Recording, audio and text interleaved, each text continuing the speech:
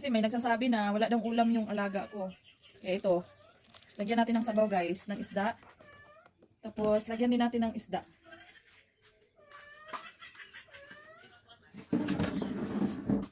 Baka sabihin nyo na naman na walang ulam si Ilay ha. Para alam nyo talaga kung may ulam ba o wala. Kung ano yung ulam namin guys, yun din ang ulam niya. Ayan, ito.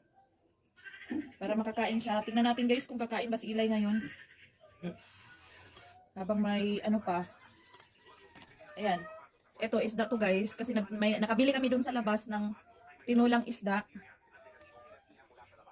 Lagay natin guys kung kakain ba siya ngayon. Subukan natin siyang pakainin.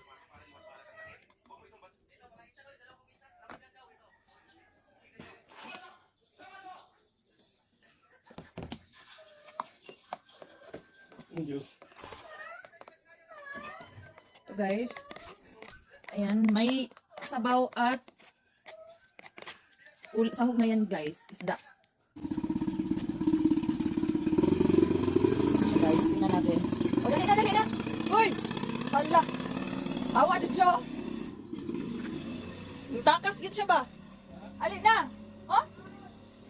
Dami kayo na imong sudaan. Nawa na ning bataan eh, di naman gininuon siya makaon.